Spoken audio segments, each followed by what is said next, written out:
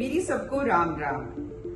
मुझे अपनों ने लूटा, गैरों में कहाँ दम था, मेरी कश्ती डूबी वहाँ जहाँ पानी कम था। आप सोच रहे होंगे कि ये शेरो शायरी क्यों कह रही हूँ मैं।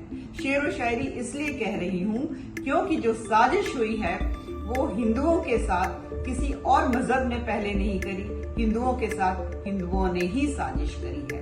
और जब मारा गया है तब मारा गया है, वो मारा गया है वो अपने मजहब, अपने धर्म, अपने पंथ के द्वारा ही। और आप सोच रहे होंगे कि ये दर्द किस लिए।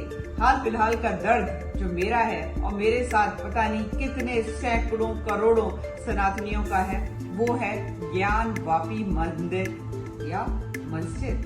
क्योंकि जो एक धर्म विशेष के लोग हैं वो इसको मस्जिद कहते हैं, हम उसको मंदिर कहते हैं। वाराणसी में है ये। और ज्ञान वापी मंदिर हम क्यों बोलते हैं? हाँ जी, इसको भी तुड़वाकर मस्जिद बनवाई गई थी।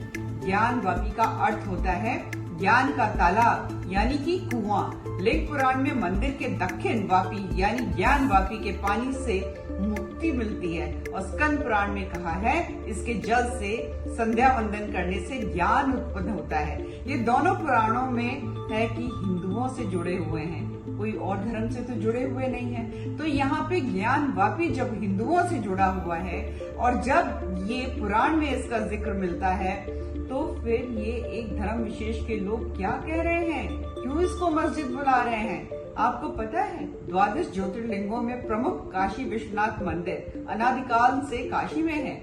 यह स्थान शिव और पार्वती का आदि स्थान है और इसलिए आदि लिंग के रूप में अवितेश्वर जो है उनको प्रथम लिंग माना गया है। परंतु हम देख रहे हैं कोर्ट कचहरी मुकदमे, जो पहले की सरकारें थी जिन्होंने भारत के 2 हिस्से करा दिए थे, धर्म के आधार पे हिस्से करा दिए थे। एक इस्लामिक रिपब्लिक ऑफ पाकिस्तान बन गया था और ये भारत जो है उसके साथ फिर साजिश हुई और इसमें संविधान में धर्मनिरपेक्ष शब्द जो है जोड़ दिया गया और उससे कसर कहते हैं ना बाकी नहीं रही। तो 1991 में प्लेसेस ऑफ वर्शिप एक्ट लेकर आ गए, जिसके तहत जो है हिंदू दावा नहीं कर सकते किसी भी मस्जिद पे कि यहाँ हमारा मंदिर था। 1947 में जैसा जो था उसको वैसा ही रहने दो। केवल एक एक्सेप्शन छोड़ा इन्होंने, राम मंदिर का। पता नहीं दिल था कि नहीं था, दिल है कि नहीं है। ये टुकड़े टुकड़े गैंग वालों का, टुकड़े टुकड़े गैंग को सपोर्ट करने वालों का, ये सारा का सारा जो है पूरा हंटर हिंदुओं पे ही क्यों चलता है? अगर हम बात करते हैं ज्ञान वापी की बात करते हैं तो इतिहासकारों के अनुसार विश्वनाथ मंदिर को सन 1194 में मोहम्मद गौरी ने सबसे पहले इसको तोड़ा था। अब आप देखते जाओ। और मोहम्मद गौरी ने कुतुबुद्दीन ऐबक जो था उसको भेजा था कि जाओ बनारस पे विजय प्राप्त करो। और इस कुतुबुद्दीन ने बनारस में ही, सुनिएगा आप ध्यान से, बनारस में ही भी 1000 से ज्यादा मंदिर तोड़ दिए थे। कुतुबुद्दीन ने बनारस में एक अधिकारी नियुक्त किया और उसने मंदिरों में पूजा बंद करा दी। टूटे हुए मंदिर वर्षों तक ऐसे ही पड़े रहे। फिर 1296 में बनारस के मंदिर फिर से बन गए। फिर अलाउद्दीन खिलजी आए। ठीक है, इन सब के आका हैं ये लोग, जो लोग कहते रहते हैं धर्मनिरपेक्ष, उन सब के आका हैं ये लोग। अलाउद्दीन खिलजी के समय बनारस के मंदिर फिर तोड़ दिए गए। फिर 1376 में फिरोज शाह तुगलक के शासनकाल में बनारस में अनेक मस्जिद जो है उनका निर्माण हुआ और जो मंदिर से टूटी हुई चीज थी ना उसका भी इस्तेमाल इन मस्जिदों में किया गया। जैसे हमारे देवी देवता हैं उनको तोड़ ताड़ के उनकी जो सीढ़ियां हैं उसमें लगाया गया। ठीक है, जिससे कि जूते से हमारी देवी देवता जहाँ पर लगे हुए हैं ये लोग चढ़ें और मस्जिद में जाके अपना नमाज अदा करें। सिकंदर लोदी ने 1494 में उन सभी मंदिरों को फिर से तोड़वा दिया जो कि एक बार फिर से बन गए थे, जो थोड़े बहुत बचे थे सबको तोड़वा दिया। विश्वनाथ मंदिर को तो पूरी तरह इन्होंने खंडहर में बदल दिया था। इस तोड़ फोड़ का चित्रण जो है ना एक ग्रंथ है त्रिस्थली सेतु, उसमें आप देख सकते हैं, पढ़ सकते हैं। और वीर मित्रोदय उसमें भी आप देख सकते हैं, पढ़ सकते हैं।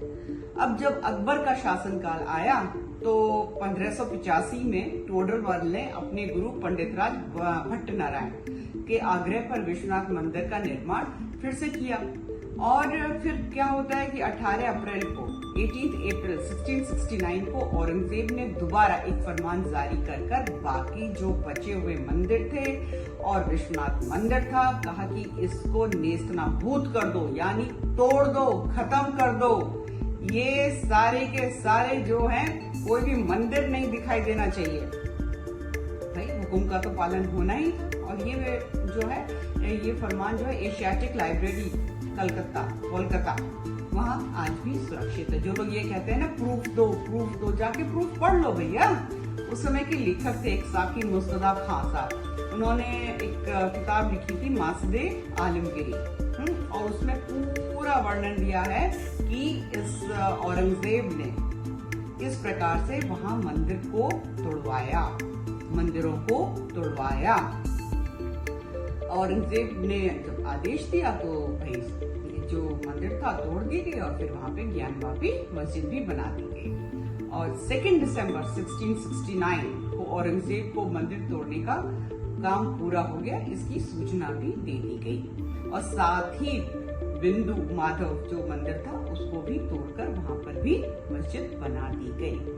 जो एक और मंदिर था उसका नाम था कृतिवासेश्वर, उसको भी तोड़कर मस्जिद बना दी गई। 30,000 से ज्यादा जो मुख्य मंदिर हैं उनको तोड़कर मस्जिद बना दी गई थी। परंतु इन लोगों को तो ये है कि भाई नहीं, जो भी कुछ होना है वो हिंदुओं के ऊपर हो जाए, बाकी को तो बिल्कुल बहुत प्यार से रखेंगे, माइनॉरिटी कमीशन बना के रखेंगे, करोड़ों रुपया जो है उनको आगे बढ़ाने में, क्योंकि तभी तो हो गए है ना। विश्व की दूसरे नंबर की आबादी तो यहीं पे बसी हुई है, पहले नंबर की बनानी है ना, तभी तो INDIA जो है ये बन गया है। यही नहीं, आपको मैं बताना चाहूंगी, ये जो औरंगजेब था ना, औरंगजेब प्रतिदिन हजारों ब्राह्मणों को मुसलमान बनाने का आदेश देता था। ठीक है, इसके बारे में हम क्या ना बोले उतना ही कम है। और ये जो कांग्रेस पार्टी है ना, चचा जी ने इनके नाम की दिल्ली में जो हमारी राजधानी है, इनके नाम की सड़क रखी हुई थी। अब आप समझ लीजिए क्या साजिश हुई है हिंदुओं के साथ अच्छी तरीके से। तो आप आगे मैं बताती हूँ। 1780 में मालवा की रानी अहिल्याबाई जी, ठीक है, अहिल्याबाई जी ने ज्ञानवापी परिसर के बगल में ही एक नया मंदिर बनवा दिया, जिसे आज हम काशी विश्वनाथ मंदिर के तौर पे जानते हैं। फिर 1809 में ज्ञानवापी के मुद्दे पर फिर से हिंसा हुई। ठीक है, और मतलब जो हिंदू थे वो बेचारे बनाते थे और जो ये मुसलमान थे फिर तोड़ देते थे। इनका यही काम होता था।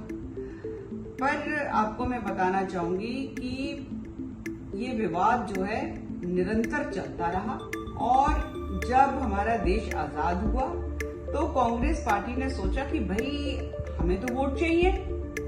ठीक है, किसी और दिन मैं आपको ये किस्सा भी सुनाऊंगी कि किस प्रकार से इन्होंने मुस्लिम लीग वालों को पाल पोस कर बड़ा किया था देश की आजादी के बाद, चचा जान ने, और इसको पूरी कांग्रेस पार्टी की टोली ने।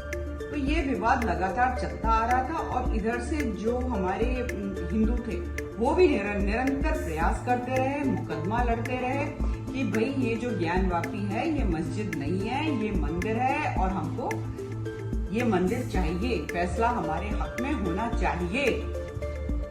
पर यहाँ पर आपको मैं बताना चाहूंगी कि केवल और केवल एक राजनीतिक दल है जिसमें ये हिम्मत है, और उनके एक मुख्यमंत्री हैं, उत्तर प्रदेश के मुखिया योगी आदित्यनाथ जी, उनपे वो हिम्मत है, वो ये कह देते हैं कि ज्ञानवापी के साथ मस्जिद लगाना उचित नहीं है।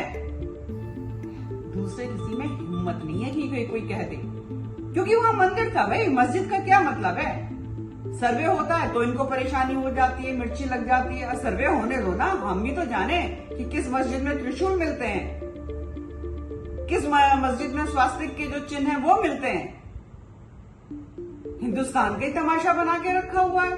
पूरे विश्व में इकलौता एक ऐसा देश बन गया है जहाँ पे जो मेजॉरिटी आबादी है, पॉपुलेशन है, उसको उसको कभी कोर्ट के सामने माथा टेकना पड़ता है, हाँ, तो कभी क्या है सरकार के सामने हाथ जोड़ने पड़ते हैं। ये हमारा मंदिर है हमको मिल जाए, ये हमारा मंदिर है हमको मिल जाए। किसी चीज की हद तो होती है। अब देखिए सर्वे हो रहा है, पीछे सर्वे शुरू हुआ था, रुकवा दिया गया था। अब 3 अगस्त को पता चलेगा कोर्ट क्या आज्ञा देता है।